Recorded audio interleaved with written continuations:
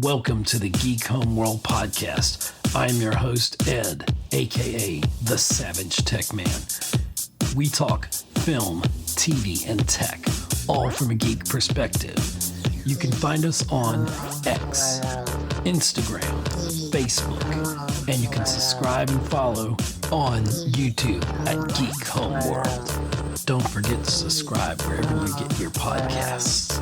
Be a part of the Geek Homeworld. Hello, everyone.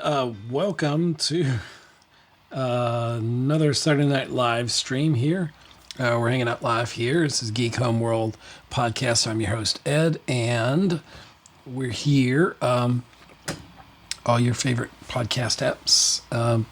Where can you find us? Well, first off, we talk film, TV, and tech. If you're new to the channel, got to get all this out the way.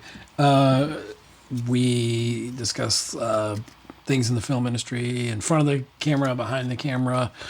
We talk about box office, projections of how things are going.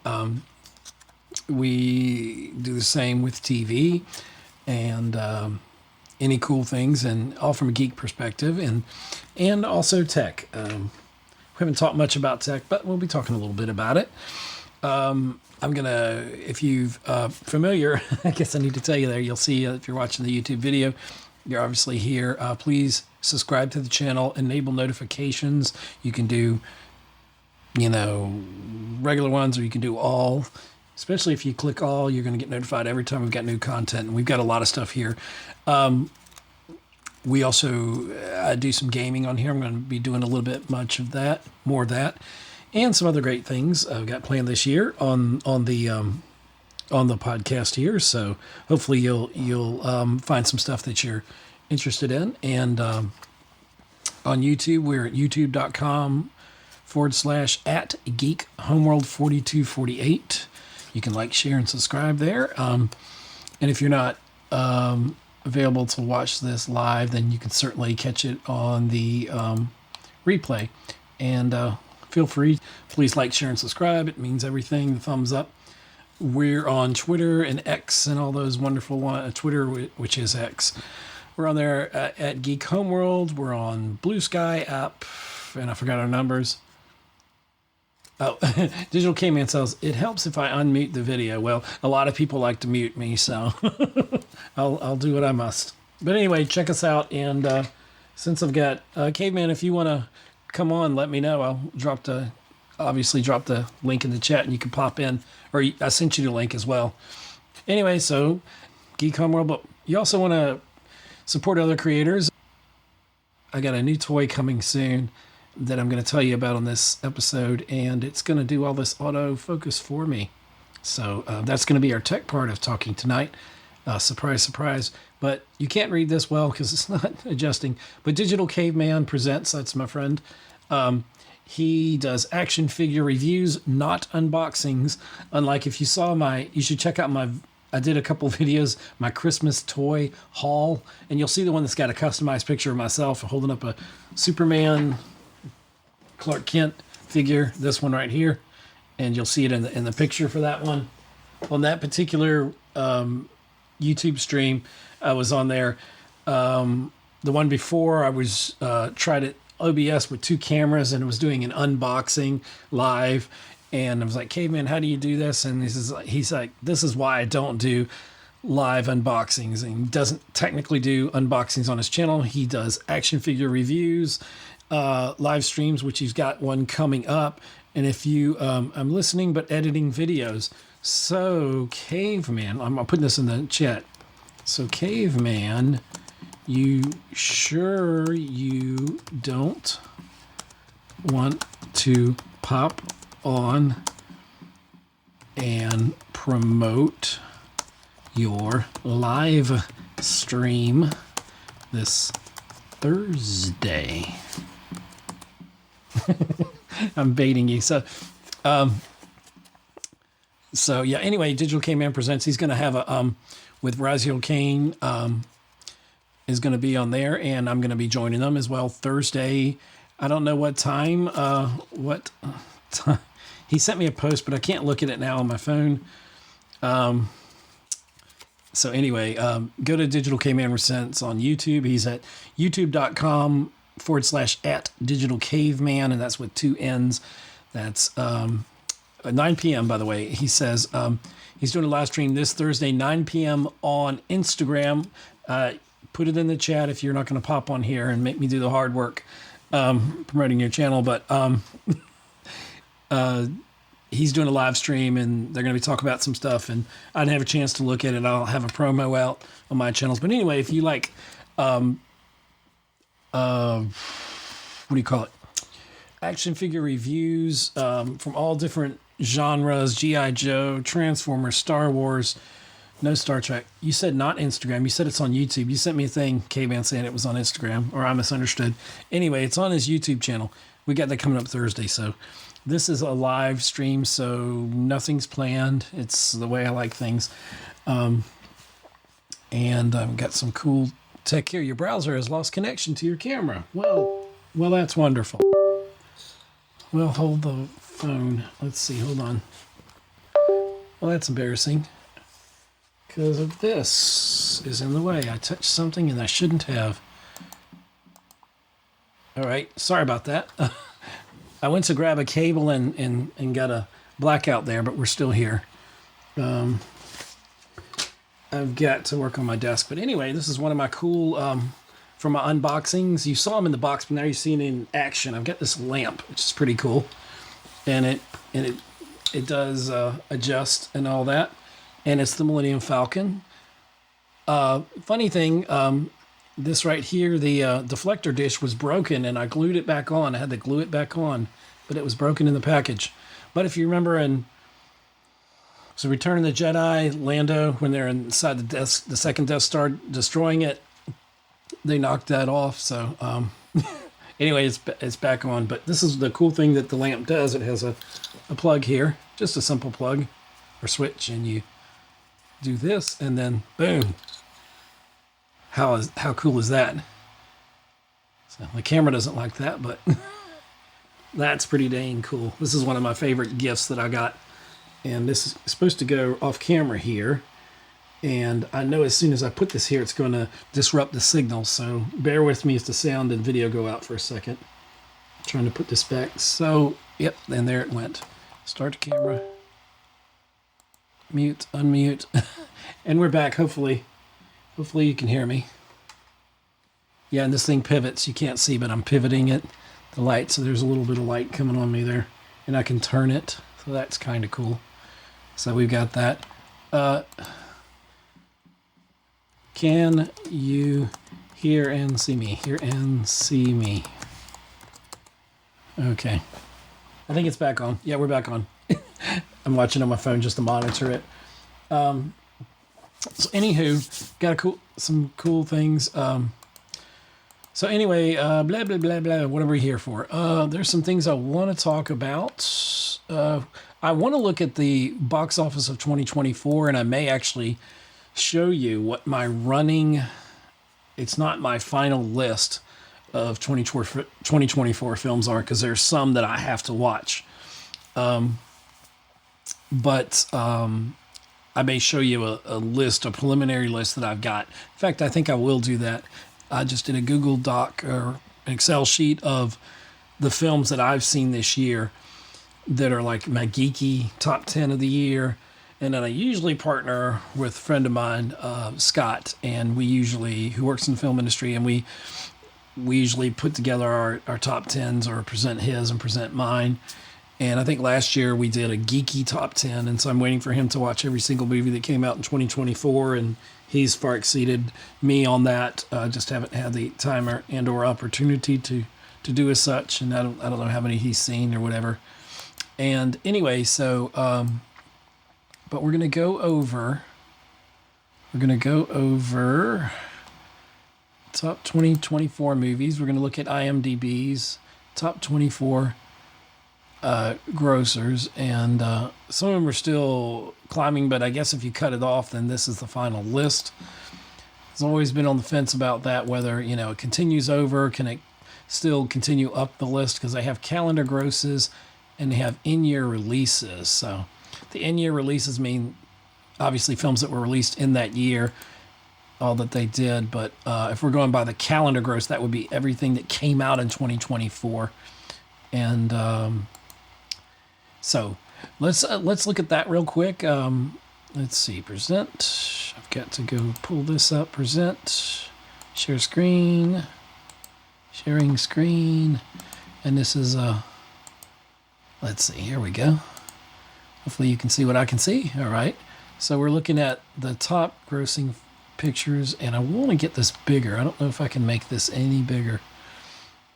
Let's see if I make this full screen. Will this go full screen?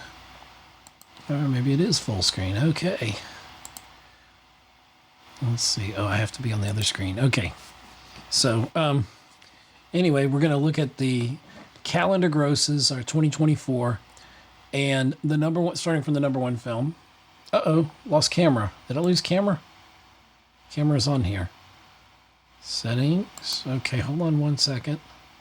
We went to integrated camera. Okay, camera switched. We're about to switch cameras back. Hold on. That's better. That's wild. Okay. Thank you. All right, so we're on the camera there. Anyway, so we're looking at the calendar grosses here for 2024. Inside Out 2 ended up with 652 million. I'm just going to round them up. So 652 million as the number one film. Definitely one of my favorite films of the year. And from Walt Disney, they actually have 3 films that ended up in the top. Out of the top 5 they have, Universal has 2 of them, and 3 of them belong to Disney. There's Inside Out 2 at number 1 with 652 million. Fantastic film. It wasn't super woke or anything like that. They didn't lean into any of that. They continued the story of Riley growing up and her feelings, and they added anxiety.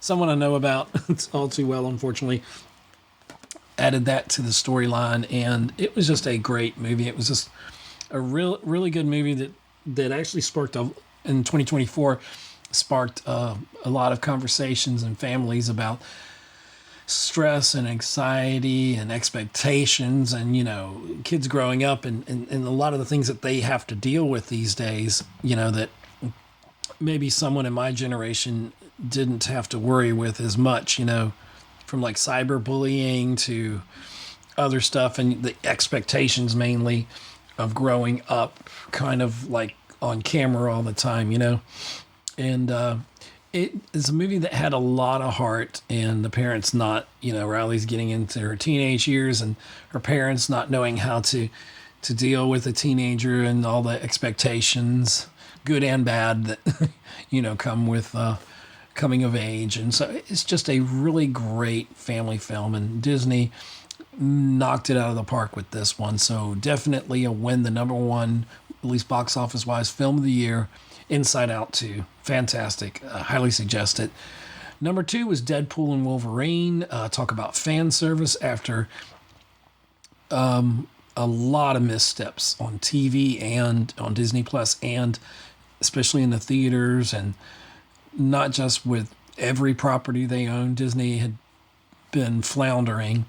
They did so great up through 2019, and then just everything just has been on a downward decline since, with a few hits here and there, like Spider-Man No Way Home, and Deadpool and Wolverine was one of the other standouts. It was $1 billion film, and these are the domestic box office for 2024. Deadpool and Wolverine ended up with $636 million, number 2 for the year. Ryan Reynolds pulled off a great trilogy. I could care less going in about Deadpool. I don't think I watched the first Deadpool until later, and then liked it, realizing it's breaking the fourth wall. I didn't think it took itself serious enough, but then understanding the character of Deadpool, he's one of those people, just like Hugh Jackman was born to play Wolverine, and Ryan Reynolds is every part the success of Deadpool, all 3 of the films.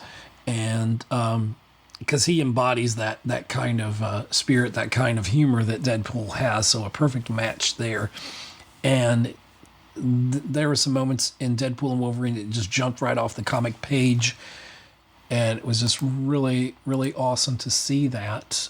Excuse me. Not sure if anyone else. If you're here in the chat, please say hi. I know some people are watching, and that's fine. If you thumbs up the video, if you're just not watching, but if you want to add any comments, please do, and I'll try to respond to your comments live as we're recording this live stream. So anyway, Deadpool and Wolverine, $636 million, pulled out the number 2 film of the year. Awesome, just incredibly awesome. I enjoyed that film.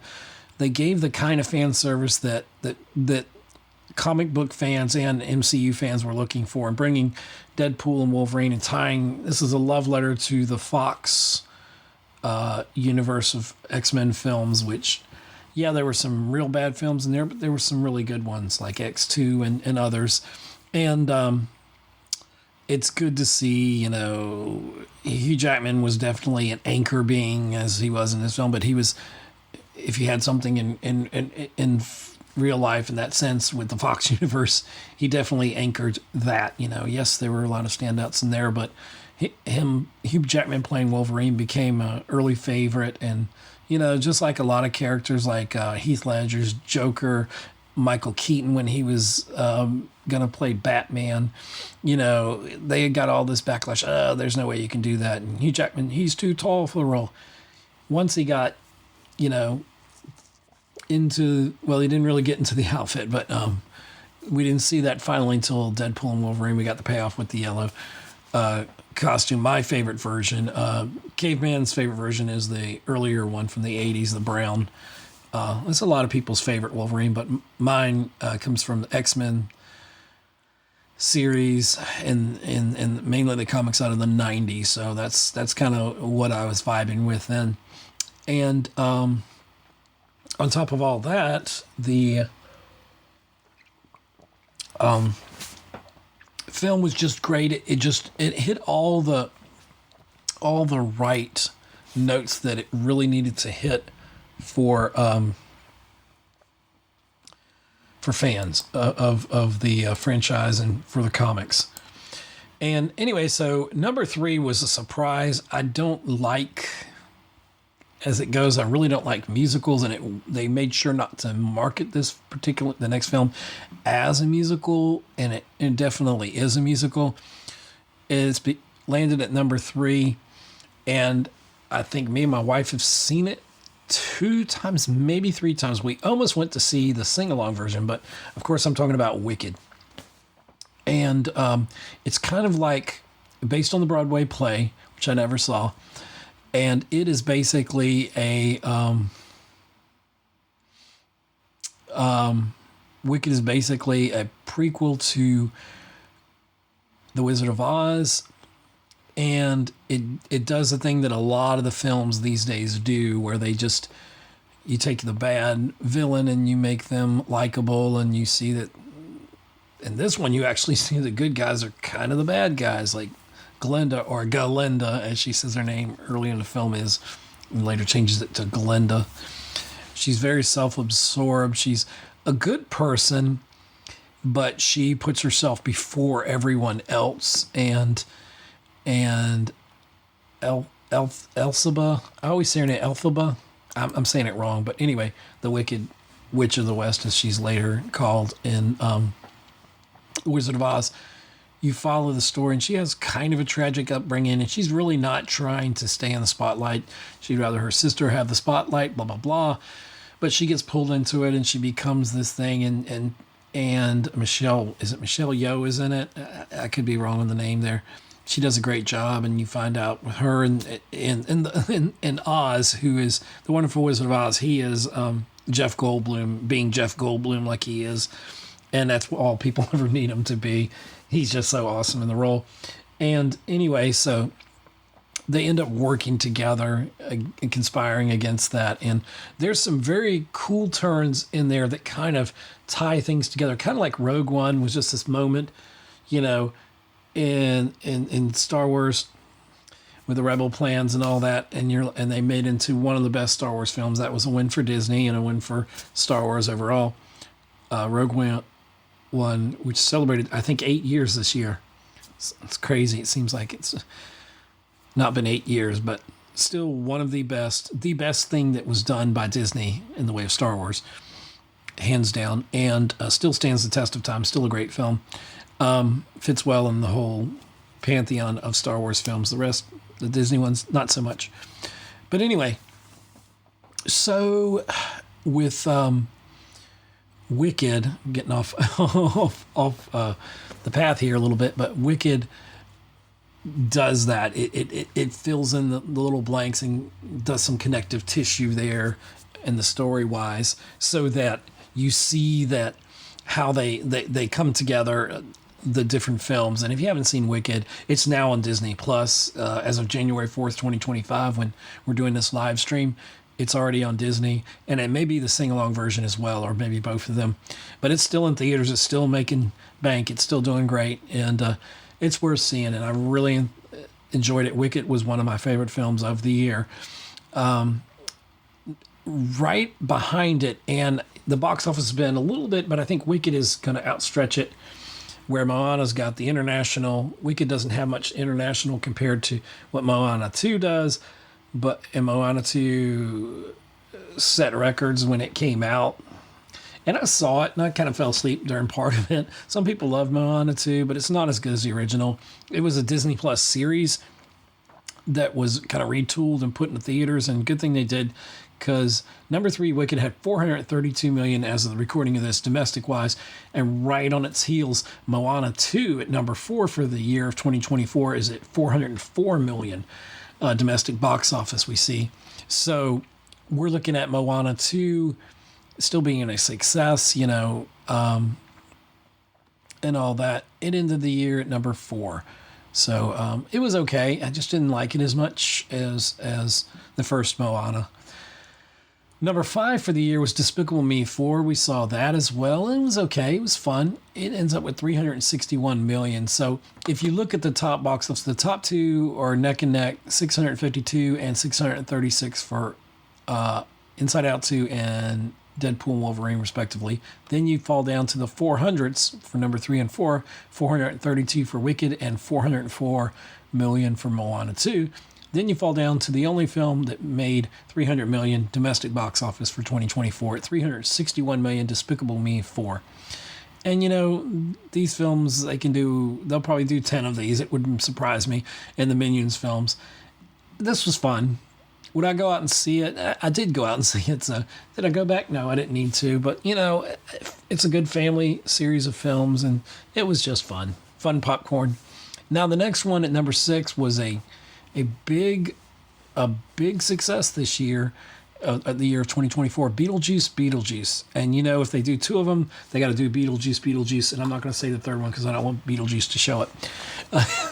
But I'm sure they're fast tracking the sequel, because this one ended the year at number 6, way outdoing the box office of the original, and with $294 million, and a big hit for Warner Brothers. Oh, by the way, I mentioned 2 films, Wicked and Despicable Me 4 in the top 5 were Universal Pictures, where Inside Out 2, Deadpool and Wolverine, and Moana 2 were all Walt Disney films. But Beetlejuice, number 6 for the year, Beetlejuice. I thought there are people that came out younger than me that saw the film and they're like, oh my gosh, I can't wait to go see this film again. So it probably had some repeat business. And, that's fine. If you like Beetlejuice, you'll certainly like this film. I was never a big Beetlejuice fan. I love Michael Keaton's parts in it. And to me, Beetlejuice felt like it was in parts. And the Michael Keaton parts for me stood out. The rest of it kind of felt, not so well put together as a film. But that's not to take away from the film, because it was a fun film. If you liked first Beetlejuice, you're going to love this one. So number 6 for the year at $294 million, Warner Brothers, Beetlejuice. Number 7, a cinematic masterpiece. For some people, this will be their number one film of the year. This is a film I was waiting on, especially since the first Dune. Dune Part 2 ends at number 7 with only 282 million. And of course, we're not really going to look at the worldwide or domestic. I don't think we'll have time for that. But just on, that's pretty high for the year because, let's be honest, 2024 was not a great year for film. There were some good films. To me, a lot of the not so great box office hits were some of the better films. These big tentpole ones, yes, they're fun. You know, not to take away anything on this list, but there's some hidden gems out there. You could certainly, if you looked hard enough, find them. And theaters still, they had their moments. People came out for hits for these tentpoles like Deadpool and Wolverine, Inside Out 2, Wicked, obviously, Moana 2.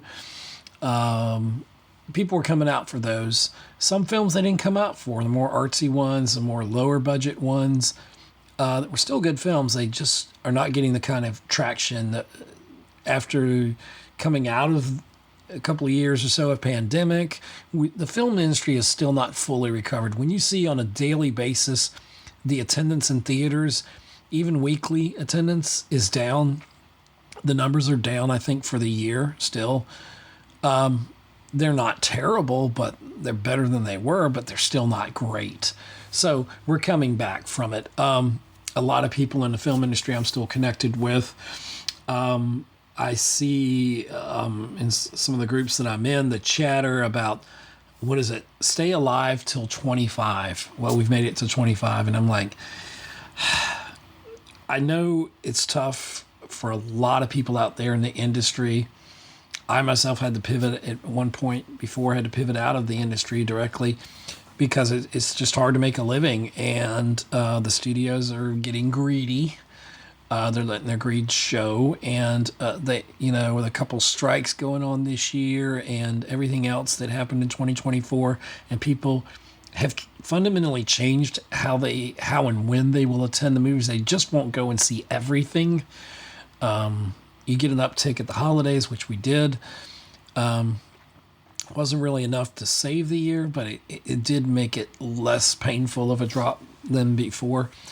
But anyway, box office wise. But just because something's number one or something makes more money than another film doesn't mean it's the best thing out there. There's a lot of fast food out there still. And it's, no meat and vegetables and, whatever, not the healthy stuff for you creatively. But Dune Part 2 was one of those rare exceptions. I don't know where Denny, I can't say his last name, but, the director of Dune 2, I don't know if he's on the fence whether he's going to do a third film. And I hope he does. But I hear the third film, some of what it gets into seems very hard to bring to screen. We'll see. But if anybody could do it, he can do it. And he's done a wonderful job so far with everything with the Dune films. We'll see with Dune 2. We'll see where things go with that. And I'm trying to see. I'm not sure if there's anybody here. Everybody's quiet in the chat. So that's fine. You can listen. I'll keep talking. Like, share, subscribe, hit that thumbs up. Thank you. Dune Part 2 ends the year at number 7, which is still respectable, with 282 million domestically. Another hit for Warner Brothers this year. Number 8 was a film that I didn't think it needed a sequel, and I was terrified the sequel would bomb. But I enjoyed it, and a lot of people did. At number 8, Twisters, plural. And it didn't have the original gang in it. I'm kind of glad it didn't. It had an all fresh new crew in there, and I forget the guy's name. Glenn. What is your name? Glenn. What is your name? I can't find your name. Cast information. Oh, I'm sorry, I can't get it. It's locked behind a paywall. It's locked behind a paywall. I'm talking about Glenn. Glenn somebody. He was in Top Gun Maverick. Anyway, Twisters. did wonderful. It 267 million, so may have outdone the original. I don't know, but if adjusted for inflation, it probably didn't. But the original is so iconic. I love weather, and I love films about weather, just like space and stuff like that. So, totally love Twisters. It was Anthony Ramos was in it. He was great in that. I kind of love to hate character in that one, and so it was good to see him on board there as well. But Twisters ended up the year for number 8 with 267 million. You see by these box office, we've been spoiled, especially going up to 2019, where I think we had 5 or 6, could have been 10 films that hit $1 billion. So collectively, internationally, but there are some, 200 million gets you on this list. 100 million gets you in this list even. So it's crazy, but the box office level isn't there. The industry has not recovered. It's slowly crawling its way back, and it's going to get there. Have some faith. So number 8 was Twisters, 267 million. Universal Pictures on that one. Warner Brothers had another one in the top 10, Godzilla X Kong. You don't say Godzilla versus Kong. I don't know how you say it. Godzilla X Kong, The New Empire. This one I did not see. Godzilla -1. I got my poster over there somewhere. I'm going to get my posters hung up. But that was a phenomenal film last year that came out. It was one of my top films. Might have been my number 2, I think. Very close to the top. But Godzilla Kong, The New Empire, I'm sure it was good. It was special effects, it did great. It did much better internationally, but it did 196 million, and that was good enough for number 9. Warner Brothers, Godzilla Kong, The New Empire. Number 10, we saw this as well, and I think Jack Black was in this, Kung Fu Panda 4. And they're okay, it was a film to watch. I enjoyed it. I thought it was okay. 193 million, Universal Pictures, another one that gives them 4 films in the top 10 for 2024. Pretty good, Universal. Pretty good. Number 10 was Kung Fu Panda, 193 million. Number 11, Will Smith is back. I knew he would be. Bad Boys Ride or Die. Some people didn't like it, but enough people liked it that it ended up the number 11 domestic box office. Number 11 on the domestic box office for 2024. Martin Lawrence and Will Smith's Bad Boys Ride or Die. And there'll probably be a sequel or spinoff or something. They always are. Number 12, I like the ending better than most of the movie. The movie was still good. Kingdom of the Planet of the Apes.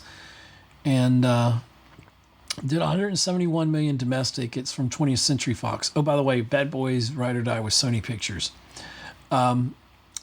Kingdom of the Planet of the Apes, number 12 for the year, 171 million from 20th Century Studios.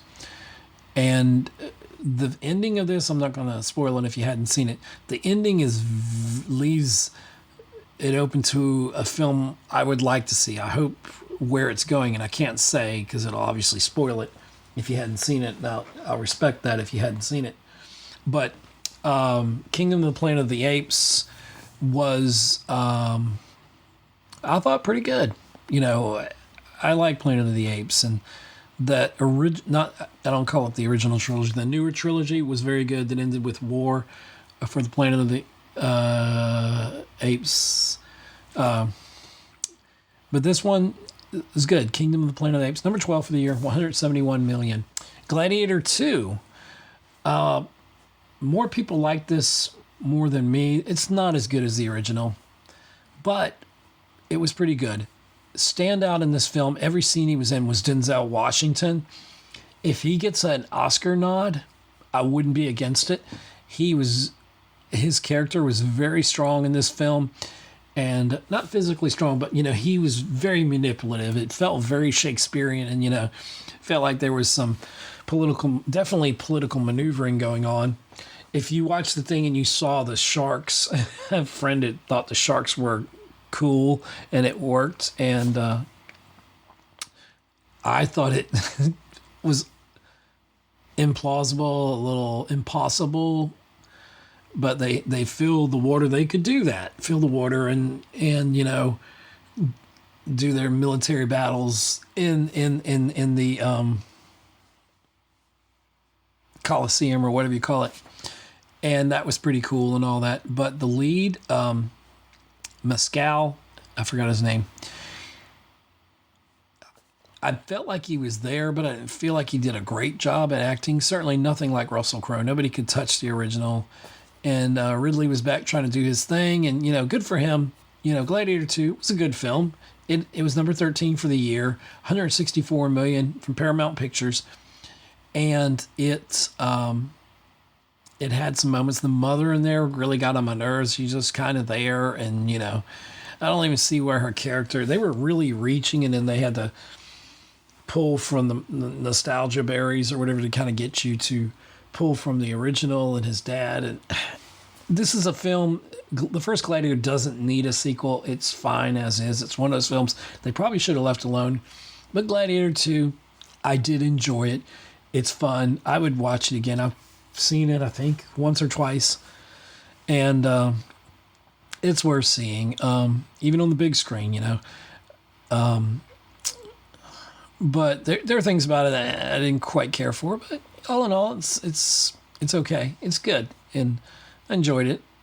Number 14, I have not seen it, but people have gone ape shit over this. It actually stomped domestically, and then the other film came back, but it temporarily stomped Mufasa, The Lion King, which I think's a misfire from Walt Disney Pictures. I didn't care to see it. I had no interest in seeing it. You can't really improve upon The Lion King, so this could have been more interesting if they went into, they just put characters in place like a prequel and putting the characters in place and not so much developing their stories from what I understand. Like I said, I did not watch the films. I can't really judge it fairly, but from what I've seen in clips of it and people who have seen it, and looking at the box office, it didn't do so well. It's a good family film if you want to turn your brain off and have a good, solid family kind of film. It's that, and it achieves that. But is it as great as The Lion King? No, of course not. And of course, the $1 billion one that came out, the live action that's kind of animation, kind of live action, whatever. I don't know if they ever decided what that format of the film was versus the cartoon, which is the best version of the film, and will probably always be, and that's fine. But anyway, so I know I got off on a tangent there, but how did I get down to Mufasa? I don't know. I was way off track there. But number 14 was Sonic the Hedgehog 3 at 151 million, Paramount Pictures, and it's probably going to continue growing at that rate. I think I was comparing it to Mufasa, The Lion King, and how, Sonic, these movies have gotten better. Their box office has gotten better with each film. I watched the first one. I started watching the second one, and then I got pulled away from it, never got back to it. And I haven't been to theater to see Sonic the Hedgehog 3. I think it's probably already on streaming, so I'll probably check it out on streaming. But I hear it's a good film, and really I hear the people enjoyed it, especially fans of Sonic, and they came out hot and heavy, early, fast, and it almost doubled the box office. It opened the same week as Mufasa, The Lion King. That's what I was talking about. Whereas Mufasa it's a prequel to The Lion King. Once again, sequels and remakes, right? And prequels and sequels. So it worked for Sonic the Hedgehog 3. It to me didn't work for Mufasa from what I understand, but we'll see. But anyway, number 14 for the year, Sonic the Hedgehog 3, and having Keanu Reeves coming in was a big draw for this and his character. I don't know Sonic characters, so I'm not going to break down who's what and who's what. I did learn something I didn't know, and I don't know if any of you knew, but maybe you did, maybe you didn't. You can tell me in the chat if you did or you didn't. Hey, Prophet's here. Welcome, Prophet Director. Let's see. Since he's here, I'll throw this up. Prophet has a new channel. Let's see. Prophet Director. It's youtube.com/channel. Oh, geez. You'll see it on the bottom of the screen there. He's on Instagram, PD Destro 1973. But he's got a new channel. Hopefully that's the right address there. You can tell me, Prophet. Welcome, guys. So I'm just going over the box office right now. You'll see some of my cool toys later. Let's see. I'm not going to move the camera right now to show you. Anyway, so let's get back to box office where we were. Let's see. Thank you guys for being here. Where were we? Number 14, Sonic the Hedgehog 3. Sony Pictures, number 14 for the year, 151 million. It ends with Us. Who cares? Number 15. It was, I don't know, some film. I didn't watch it. Didn't interest me. 148 million, but it was enough to end up number 15 for the year. A Sony's Pictures film. Excuse me. Paramount Plus was Sonic the Hedgehog 3 was Paramount Plus. It Ends With Us was Sony Pictures. Number 16 was one of the best films. One of the rivals Inside Out 2. And there was a time I walked out of this film when I saw it, the film we're about to talk about, and at number 16. And I thought I'd seen the best film of the year. Of course, my wife reminds me that I've done that more than once this year. I recently did it on another film that I'll tell you about. But anyway, at number 16 for the year, with only 143 million, a film by Universal Pictures that should have got much better box office, The Wild Robot. And Napita, I can't say her name, and I'm not going to try to. She's also in another great film this year. I believe she's in A Quiet Place Day One, which I did see, which is fantastic. And anyway, The Wild Robot ends up with 143 domestic at number 16 for the year for Universal Pictures. If you have not seen The Wild Robot, thumbs up, highly recommend it. The animation, cinematography, gorgeous. Such a warm feeling of like trying to belong and all that. You really get that in this film. It's a great family film, though it's kind of dark for, like, I think some younger kids might find some, I mean, they talk about death and they hit it straight on. They don't sugarcoat anything. And it's just really, it's still a beautiful movie, and it looks like it's set up for a sequel, which, sign me up. I'm ready for it. But number 16 for the year. Should have been much higher. Should have been in the top 10, but I'll take it. Great film.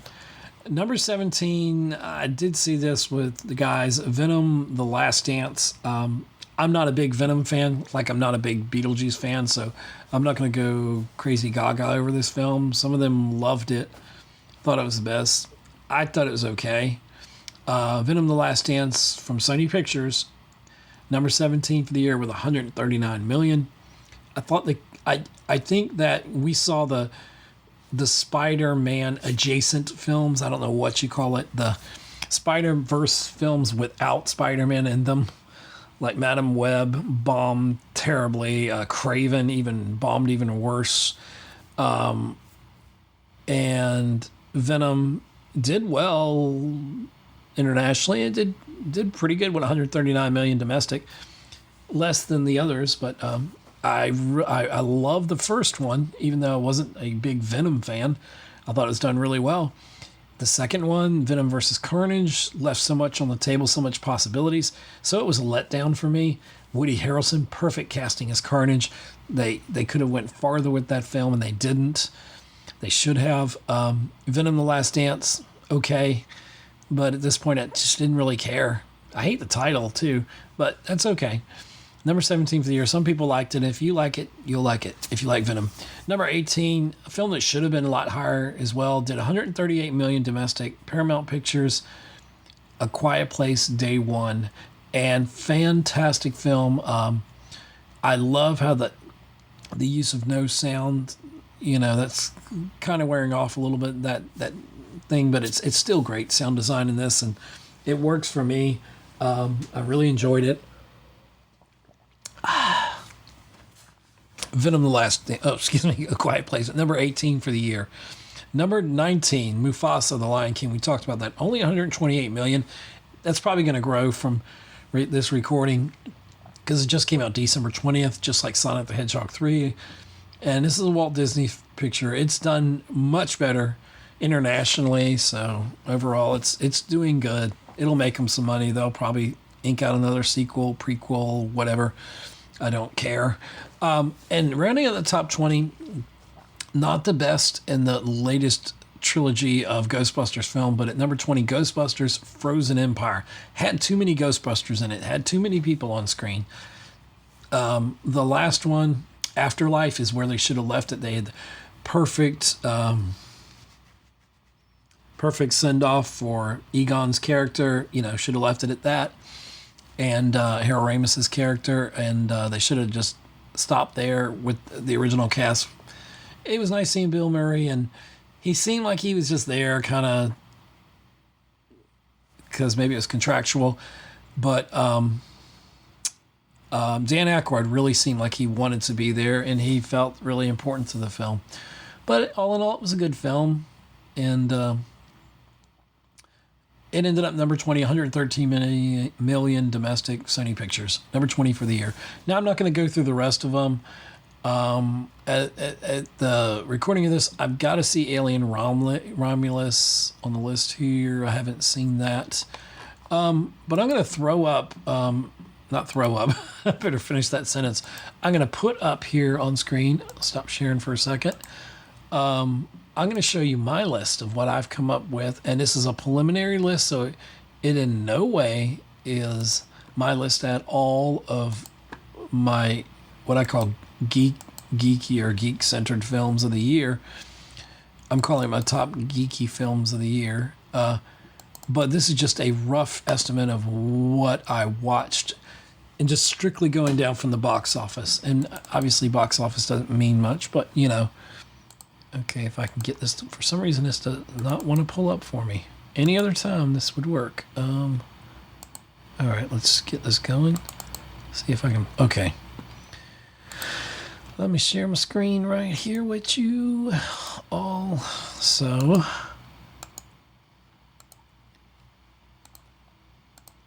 boom. Let's see. There we go. So this is my, it's, if you see on the screen, it's Ed's 2024 Top Films Geeky version. And this is in no way, and they're in no particular order. They're just, actually they're in order of their rank, according to Box Office Mojo, how they did domestically for the year. Wait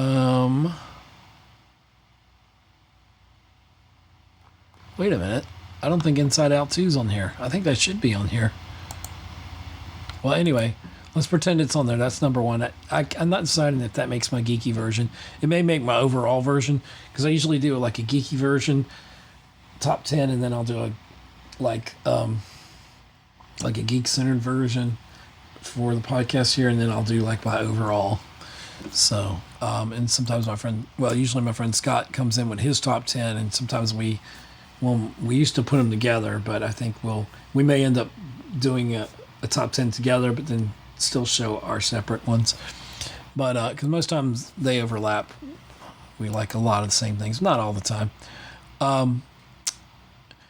So I got on here and like I said, they're in the order by how they did domestically. So Deadpool and Wolverine, Dune Part 2, Twisters, and I think I need to take Godzilla and Kong the New Empire out because I didn't watch that. I may go back and watch it before I do the countdown. So this may not be on my final countdown.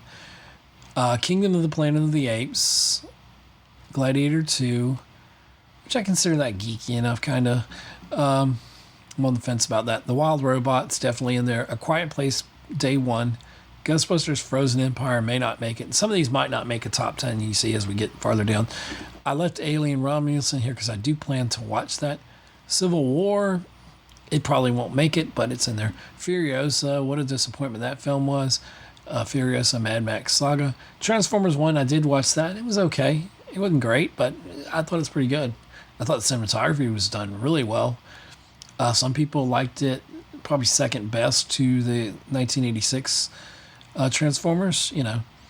This one on here I've not finished. I have not watched. I may try to go tomorrow and see it. Nosferatu. Everybody's losing their mind over this film, Edgar Winter's film, or something Eggers. I don't know what his name is. Anyway, saying it's pretty good. I don't like any of his other films, but Nosferatu, I feel like I'll like it. And even though it's a little bit more horror than I'm used to, I may check it out. If I check it out, it'll possibly end up. I feel like it will. It's so artsy. But this one right here, A Complete Unknown. I know it's not a geeky film, but it's going to end up. It may not end up in my geeky films, but it could definitely end up in. Right now, it's trending towards the top of my list for 2024 of films I've seen. I'm not really a Bob Dylan fan. I know of Bob Dylan, and I know some of his stuff, and I follow him throughout the decades and all that, but I'm just not a major Bob Dylan fan. I think you kind of either love Bob Dylan or you hate him, and this film gives you a little bit to go on both sides of that argument, but it's a fantastic film. It's really, really mesmerizing, but A Complete Unknown. If you hadn't checked it out, you should definitely check it out. So, Digital K-Man's throwing up in there somewhere. I don't know what he's throwing up about. I'm sure he'll get over it. I'd have to care first. That tastes good. So where are we? All right, I'm going to turn my camera and everything's going to go crazy. And I'm going to show you my little... Oh, and there it went. Well, damn. All right, I'm turning my camera so now you can see. There we go. Everything falls apart. I just can't move it, my light here, but there's my Millennium Falcon light, which is pretty doggone cool. And it moves up and down. It goes up or down like a mic arm does. And I was saying right here, the satellite dish or whatever you want to call it, radar dish or whatever, was broken off in there. I was like, what the heck is this? It looks familiar. And I had to glue this back on because it was messed up in the package. But I love this lamp, and so it goes up or down, and like I said, it's like a mic arm it'll go up or down. You can make this go up or down. So I'm not going to mess with it, but just so you know, if you see that little white light to the side, it's got a simple switch that turns it off and on. Oh, you're not supposed to see that mess behind the door there. Anyway, I'm going to turn the camera back. Let's hope this doesn't mess anything up. So there we go. I'm going to figure out OBS this year. It's one of my things I'm going to try to do. And so I can because I got an area over here where you can see some of the things that I was on. Oops. I still have to take them out. Like I did a Christmas haul and I got a lot of stuff I was really excited about, mainly Star Wars stuff. But I'm going to show you something else I got for Christmas. Oh, I just realized my mic is in the shot here. Hold on. There we go. Here, and this is put together. It was out of the box, but look right here. One of my great finds. And you can tell me what this scale is. I've had this forever. I'm a big Battlestar Galactica fan. And this is the Viper. The Cylon Raider, not the Viper. I don't have the Viper. I want to get the Colonial Viper. So we've got this size. And then we've got this monster. How cool is this? I'm telling you. I'm going to turn the camera down here a little bit. Maybe you can see. Oh. So here's the little one. Let me turn them around. I'm not good at this, you can tell, but this is quite heavy. And this thing actually just sits on here. Just literally just sits on top of that. It doesn't clamp in. It looks like there's a hole for it to clamp in, but I hadn't figured that out. And it doesn't want to go in there, so I don't know. It's just kind of sitting on there right now, which is dangerous. But everything about this Cylon Raider is so awesome. Look at that. It is beautiful. I love the lines and the curves on this thing. It looks so badass coming at you from any angle, you know. And I wish I could do the sounds, but it's so cool. I love everything about this. This is not cheap. This is actually one of the most well-made ones, and it's got a bit of a hefty price I won't mention, but I'm very thankful for those who got this for me. I like the exhaust there, what do you want to call it. It came with this wonderful book, and on that other stream where you'll see a picture of me holding the Superman, the Clark Superman action figure right there. If you're watching the video, you'll see the other video. That's the one you want to click on and watch, because then I go through the book here, the Battlestar Galactica book, which I'll touch on real quick. It's got some great things about the Cylon Raider, the classic Cylon Raider. It's really cool. Some beautiful artwork here. And these things actually seat 3 Cylons there. He's kind of like the commander, and these are 2 pilots, pretty much. I was just watching some Battlestar Galactica the other night. These are actual from the show. Awesome. There's a lot of cool stuff in here. I love the breakdown and cross sections they do here.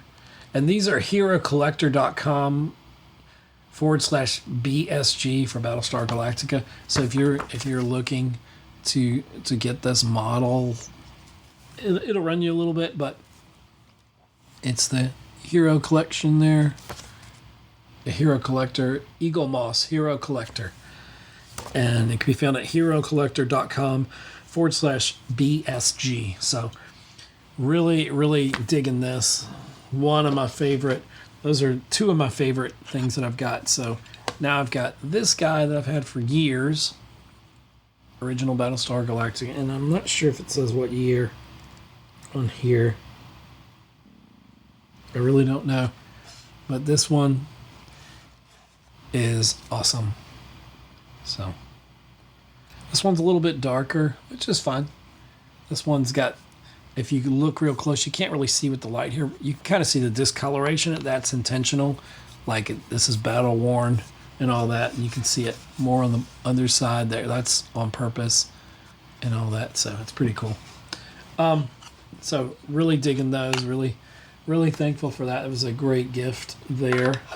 Let me put it back before I break everything, because that could happen. That could happen. So I'll put the other one right here next to it, so you'll see a little Battlestar Galactica Cylon. So there you go. Pretty awesome. Back there on my shelf. And oh, I didn't turn my lights on. I like turning my lights on. A lot of batteries. 44 batteries, if you want to know. So, that's that. But, so those are kind of the cool things that we got. Digital came in, said, I'm pretty sure Eagle Moss went belly up. Oh, did they? Well, I don't know if they did. You'd know better than I would, Caveman. But they did a great job while they're in business. So hopefully somebody bought their stuff out and they'll put it out. I would love to see that. That would be fantastic. Fantastico. So anyway, I don't know who's here. If anybody wants to come on the stream, I'm pretty much done. We talked about box office here. So if this were an episode, this is where I'd probably cut it. It's been an hour. So I'm going to stay on the stream for a little bit, but I'm going to cut my recording here. So I'm just, for the sake of that, I'm just going to play my outro here and all that. So bear with me, but don't leave the stream. Oh, by the way, Digital K-Man says somebody took over their Star Trek line. Well, that's good to know. That's very good to know. Anyway, so I'm going to roll my outro, which is really my intro, real quick. But the stream's not going to end, and then I'm going to open the stream up if anybody wants to come on. And we're going to continue streaming, but for the audio podcast version, I'm going to cut it here. So I'm just going to throw the outro in now. So thanks for listening to another episode of Geek Homeworld Podcast. We're on youtube.com/@Geek Homeworld4248. That's youtube.com/@Geek Homeworld4248. And we're on Twitter @Geek Homeworld. We're on Blue Sky app is Geek Homeworld something with a number. Our main site is geekhomeworld.libsyn.com, or anywhere that you listen to your podcasts at. If you scroll in at the bottom of here, Profit Director, a fellow YouTuber, he's relaunched his channel. I hope that's the right link there, but you see it at the bottom on the YouTube channel of this. Please go to YouTube, Geek Homeworld 4248, and subscribe. Enable notifications for new videos and all that good fun stuff. Wherever you listen to the audio podcast, you're going to hear more from Geek Homeworld this year. 2024, I want to do a retrospective of the year. That's not going to be this episode, but I was really blessed to hit 10 years back in September, and I got a lot of things planned for the podcast, and I really grew in a lot of major ways on my YouTube channel. You'll see my other stream on YouTube where I went through the actual how many subs and everything I gained this year. So some transparency there, stuff I'm proud of. But anyway, for sake of the podcast version of this, hang out for the YouTube. We're still going to go for a little bit. We'll see what happens. But for the audio version, this is going to complete it. So I'm going to close out with the outro, intro, whatever. Anyway, thanks for listening. Geek Homeworld. I'm your host, Ed. Thanks for listening to another exciting episode of the Geek Homeworld podcast with your host, Ed, aka the Savage Tech Man. Remember to follow us on X, Instagram, Facebook, and subscribe to our YouTube channel. Thanks for being a part of the Geek Homeworld.